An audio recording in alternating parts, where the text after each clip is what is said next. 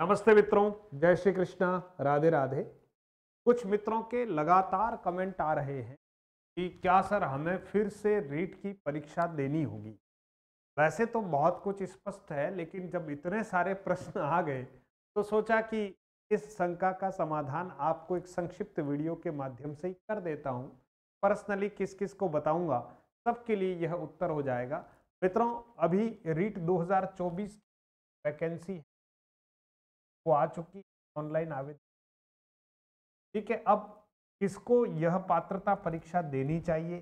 तो ध्यान देना, जिन्होंने अभी तक रीट की पात्रता अर्जित नहीं की है उन सबको यह परीक्षा देनी चाहिए। ठीक है, अब जो बीएसटीसी फर्स्ट ईयर में है वो भी परीक्षा दें, या बीएड फर्स्ट ईयर में है वो भी इस परीक्षा को दें, क्योंकि आपको रीट की पात्रता तो अर्जित करनी ही करनी है। भले ही आपकी बीएड कंप्लीट नहीं हुई है या बीएसटीसी कंप्लीट नहीं हुई है, आप अभी फर्स्ट ईयर में हैं, उनको परीक्षा देनी। आप एक सर्टिफिकेट लेकर मस्त हो जाइए, फिर बाद में थर्ड ग्रेड की।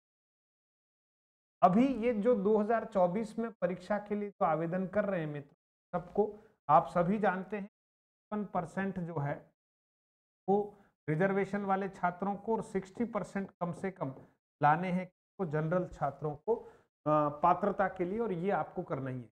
तो 50 जो है अंकों की परीक्षा है। ठीक है, और आपको ये परीक्षा उत्तीर्ण करनी है मित्र। ठीक है, इसमें जो है 90 अंक आपको लाने ही है जनरल वाले, माइनस मार्किंग, ये ध्यान रखना। अब लेवल 1 और लेवल 2 दोनों की पात्रता अर्जित करनी है, तो अगर आपके पास बीएड और बीएसटीसी दोनों हैं तो लेवल 1 और लेवल 2 के लिए आप अप्लाई कीजिए। अगर आपने बीएसटीसी कर रखी है और बीए कर रखा है तब भी आप लेवल 1 और लेवल 2 दोनों की पात्रता के लिए करें और दोनों की पात्रता अर्जित करें।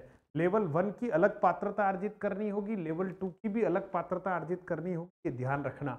ठीक है, आप दोनों की पात्रता अर्जित करना चाहते हैं तो ऑनलाइन आवेदन एक ही करें और दोनों की आपको परीक्षा देकर पात्रता अलग अलग अर्जित करनी है। तो अब ये सारी बातें जो हैं उनको थोड़ा सा समझ लीजिएगा आप विस्तार से मित्र।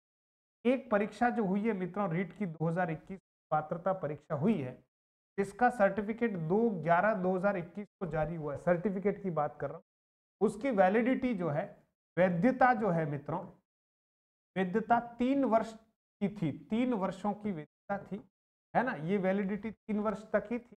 और एक प्रकार से जिन्होंने 2021 में रीट पात्रता परीक्षा पात्रता अर्जित कर, उनके जो है वो प्रमाण पत्र हैं वो खारिज हो चुके हैं, अब अवैध हो चुके हैं, उनकी वैलिडिटी समाप्त हो चुकी। इसलिए 2021 वालों को तो परीक्षा वापस दे, 2021 वालों को तो 2024 में परीक्षा देनी ही देनी है। अब 2022 में एक रीट की परीक्षा हुई थी, इसका प्रमाण पत्र 29/9/2022 को जारी हुआ था। इसकी वैधता आजीवन वैधता है। इसकी वैधता कैसी मित्रों? आजीवन। अगर 2022 में, याद रखना, 2022 में अगर आपने रीट की पात्रता अर्जित कर ली है तो अब 2024 में आपको फॉर्म नहीं भरना है।